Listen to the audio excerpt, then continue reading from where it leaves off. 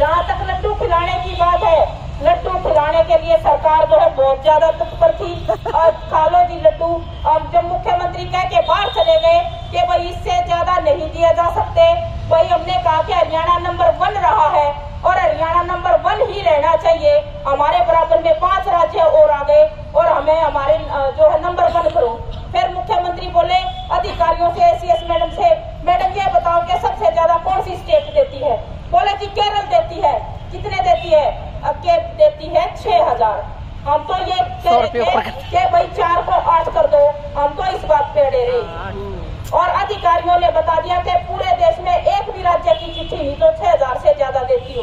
मुख्यमंत्री चलते चलते बाहर निकलते बोले कि बहन जियों 6100 ईब कर दिया, नंबर 1 खत्म। तो दीदी ये तो बोली लग रही थी, इतना सूट का कर देख रही, इतना भाई लेना बोली इसलिए लग रही थी आपकी दरिया मजबूत थी। बिल्कुल सही और आपके बिल्कुल सही। ठीक है। और फिर भी हम सहमत नहीं हुए। हमें जो है अपने विभाग के अधिकारी रिक्वेस्ट कर रहे थे, हमें हाथ पकड़ के लेके गए कि जो मिल रहा है ले लो, जो मिल रहा है एक बार ले लो, फिर लड़ लियो। आपको कह दी बोले फिर आके फिर संघर्ष कर लियो, अब जो मिल रहा है ले लो। फिर जो है वहाँ तक मुख्यमंत्री फिर इंतजार करते रहे बाहर, भाई लेना है क्या नहीं लेना है। और अधिकारी हमें वहाँ तक खींच के लेके गए, हमने स्वीकार नहीं किया। आपने हमारे चेहरे भी देखे होंगे। हम तो 4 से 8 लेना चाहते थे, लेकिन सरकार की कैपेसिटी क्या थी, सरकार क्या दे सकती थी, और आपके पीछे बहुत लोगों को उनको देना है। वो तमाम आंकड़ों के हिसाब से वो जो दे सकते थे वो उन्होंने दिया। आज भी जो है हम इसको कोई बहुत ये नहीं कह सकते कि हम संतुष्ट हैं, हमारा संघर्ष जारी रहेगा। हमने बयान भी वही दिए हैं, मुख्यमंत्री जी को भी वही बोला है। अब अंत तक ये कहते रहे जब लड्डू खिला रहे थे जी इसने 6500 कर दो, इसने 6500 कर दो। मुख्यमंत्री ने ये कह दिया जोड़ के इससे ज्यादा 54 नहीं दे सकते। अब सरकार के पास नहीं है, फिर आप ये जो दे सकते थे ये अंतिम था। और फिर ये हुआ भाई लड्डू खा लो। हम तो भाई लड्डू लेके नहीं गए थे, हमें तो पता था कि पता नहीं क्या होगा, वारदात टूटेगी कि वारदात बनेगी, हमें नहीं पता था। लेकिन सरकार के मूड में थी। आपका जो ये इंसेंटिव, आपका जो परफॉर्मा है, इसका जो है प्रस्ताव बना के लेके आ रहे थे, प्रस्ताव बना के और वो केंद्र सरकार को भेज भी दिया। उसमें लगभग 1500 से 2000 रुपए की बढ़ोतरी का प्रस्ताव बना के भेजा है। मुख्यमंत्री ने टेबल पे कहा कि मैं जो है इसकी सिफारिश करूंगा, केंद्रीय स्वास्थ्य मंत्री को फोन करूंगा, उनको चिट्ठी लिखूंगा, और आपने जिस बेहतर तरीके से, शानदार तरीके से कोरोना में काम किया है, ये केंद्र सरकार भी चुनावी वर्ष है, बिल्कुल पक्के तौर पे बढ़ाएगी। और फिर जो है हरियाणा की सरकार को भी हमारा 50% एक बार फिर बढ़ाना पड़ेगा। मतलब या तो एक किस्त है हमारी 2100 रुपए, अभी एक किस्त केंद्र सरकार से लेनी बाकी है, जिसके लिए आप 30 अक्टूबर को दिल्ली चलेंगे। तो सरकार तो इन टोटल जोड़ के कह रही थी कि ये जो बढ़ोतरी है एक आशा को कम से कम 4000 रुपए की मिल गई, और 1 से 3 नहीं हो सकते, क्योंकि वहाँ पे भी सीधे 3 लाख नहीं हुए, वो पहले 1 लाख ही हुए। फिर हमने कहा कि जी 3 लाख सीधे नहीं कर सकते, तो 1 के और 3 के बीच का कर दीजिए। इस बात पे वो फटाक से मान गए, बोले ठीक है 2 लाख दे दिए। देखिए ऐसे चीजें नहीं चलती, ऐसे मतलब ये कुदरत ना कीजिए। फिर वो उनको जो है वो चाहते थे कि ये आंदोलन जो है निपटे, क्योंकि ये आंदोलन गले की फांस बन गया सरकार की, और ये तमाम आंदोलनों को जो एक सीख दे रहा था। और जब आपके पीछे तो बहुत आएंगे, अब आपने तो शुरुआत की है, आपसे पहले जो आए थे उनको तो पीट करके भेजा है सरकार ने, उनकी बात नहीं सुनी। उनकी जो है सरकार ने अपनी यूनियन बना दी, और अपनी यूनियन बना के उनकी कमेटी गठित कर दी। बार बार ये कह रहे थे अच्छा ये चाहते हो आशाओं की भी कमेटी गठित कर दे, अगले 6 महीने के लिए छोड़ दें, क्या वो करवाना चाहिए था? नहीं। या वो 2 लाख स्वीकार कर लेने चाहिए थे? 2 लाख। अगर मेरी जगह पे आप होते तो क्या करते? 2 लाख। मैं बहुमत आशा का फायदा देखती या सुषमा का देखती? सुषमा को जो कहा 2.5 मांग लेंगे, मांगे तो 3 थे हमने, लेकिन जो दे रहा है सरकार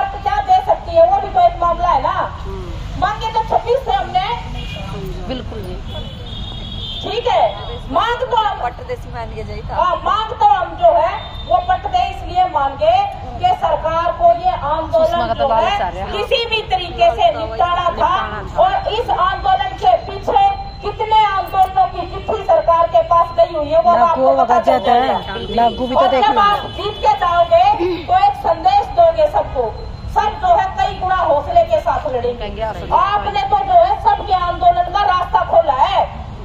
आपकी लड़ाई तो आपने तमाम विभाग में काम करने वाले की मांगों को लागू करवाने की लड़ दी, ठीक है, क्योंकि आप जीत गए मतलब सरकार ने सबको कुछ ना कुछ देना पड़ेगा। इसीलिए सरकार इस जीत को भी जीत नहीं घोषित करना चाहती, इसको भी गुम करना चाहती है। और उसके लिए हमारी ही कुछ जो है हमारे अंदर से ही कुछ बहनों को इस्तेमाल किया जा रहा है।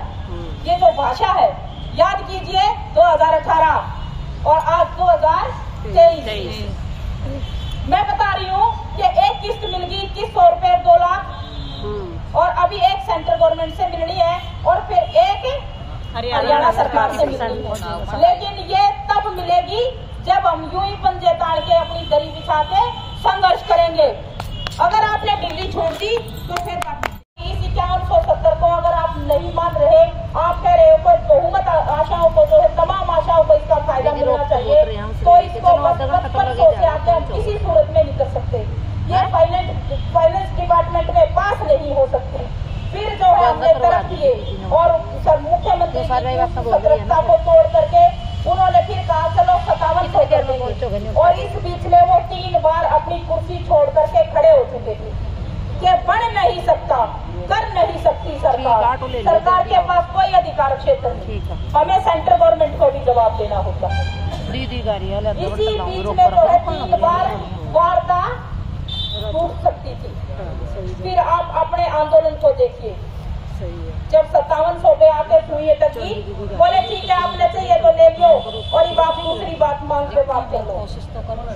दूसरी मांग ये थी कि भाई रिटायरमेंट बेनिफिट आपके इलाज की जो है उन्होंने हाँ कर दी कि भाई सबको चिराइयों की योजना में शामिल करेंगे। आयुष्मान योजना जो भी आशा लेना चाहती होगी उसमें शामिल करेंगे, और उसकी आय की जो सीमा है वो 1,80,000 होनी चाहिए, 2 लाख होनी चाहिए।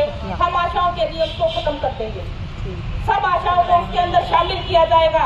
आपके ESI PF हरियाणा की सरकार नहीं दे सकती, पॉलिसी भारत सरकार की है, इसलिए भारत सरकार इसकी बात करेगी, भारत सरकार से लेनी होगी। और हम इस योजना में शामिल कर सकते हैं इलाज के लिए आशा को परिवार समेत। अब बताओ हाँ वर्दी सरकार ने कि भाई ये हम कर सकते हैं। फिर फैसिलिटेटर्स की बात थी, पूरे देश के अंदर हरियाणा में ही आपके संघर्षों के बल पे, एकता के बल पे आशा ही फैसिलिटेटर है। बाकी के अलग सारे राज्यों में हरियाणा को छोड़ के फैसिलिटेटर जो है वो या तो ANM है या बाहर से भर्ती कर रखी है। वो आशा और फैसिलिटेटर दोनों काम नहीं करते, और उनको 10 से 12,000 रुपए के बीच में मिलते हैं। और आज एवरेज आपकी फैसिलिटेटर क्या लेती है, आप बैठे भी होंगे, फैसिलिटेटर अपनी एवरेज निकाल देना। और एक राज्य ऐसा है जो 50 रुपए उनके जो है किराए भत्ते जो भी उनको विजिट का पैसा मिलता है वो 50 रुपए उनको ज्यादा देता है। वो 50 रुपए भी हम दे देंगे, इस बात पे भी सरकार सहमत होगी।